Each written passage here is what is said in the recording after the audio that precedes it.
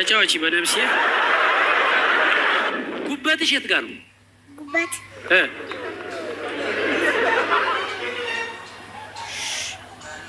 እኔን ሁለተኛ ጉበት አይደለም ይቅርታ። እሺ ቀጥሎ ልጠይቅሽ። ገና መላጣ ነው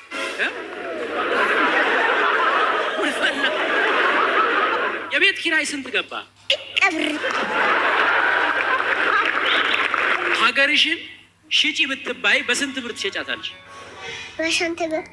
ሀገር እኮ አትሸጥ። ሀገር አትሸጥም? እሱማ አትሸጥም፣ ግን በ5 ሚሊዮን ብር ከሆነስ አትሸጥም? አትሸጥ። በ100 ሚሊዮን ብርስ? አይሸጥም ሀገር። ቁርስ የት ነው የበላሽው ዛሬ? ሮፍላን ቤት። ምን? ሮፍላን ቤት። ሮፍላን ቤት። ማታ በቃ እራት ከኔ ጋር ነው የምንሄደው ወደ ቤት። ኧረ እኔ ቤተ መንግስት እራቴን ተጋብዣለሁ። ነው ሸጋ ነው። ለአዲስ ዓመት እንቁጣጣሽ ከማን ጋር ነው የምትጨፍሪው? ከጓደኞቼ ጋር ምናምን ጨፍርና ከዛ ስንጨርስ ደግሞ አዲስ ዓመቱ ይለቀቃል ዩቲዩብ ላይ ይለቀቃል። ባለፈው የነገርሽኝ ባለሱቅ አብዱ እንዴት ነው? ዱቤ ምናምን ይሰጣችኋል? ሀገሩ ገባ ብያል ነበር።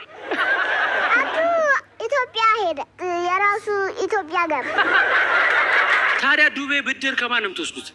ከፍርዬ ያልኩ አንድ። ማነች ፍርዬ? ቴሌኗ ጉርፋላለሽ ፍርዬ።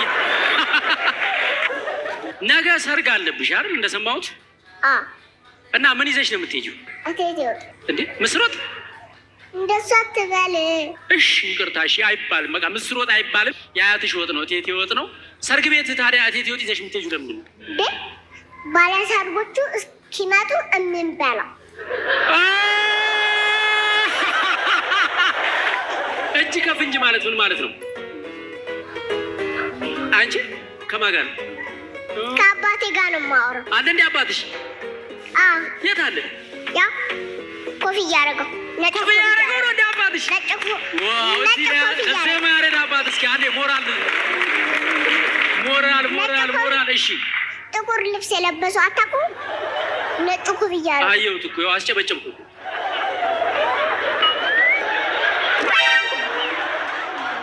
ዜማ አቤት። ስንት አድናቂዎች አፈራሽ? ብዙ አድናቂዎች። አድናቂዎች ግን እንዴት ነው ይመቻሉ? ይመቻሉ በጣም። ምን ያደርጉልሻል?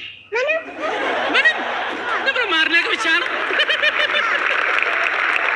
አንድ ሰው ምንም ብር ከሌለው ምን ተብሎ ነው የሚጠራው? ምን ተብሎ ነው የሚጠራው?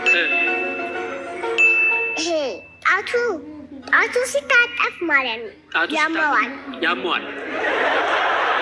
እንደዚህ ቃው ሲያደርገው ይስቃል። ብር የሌለው ሰው እጁን ያንቋቋል፣ ያለው ይቆጥራል።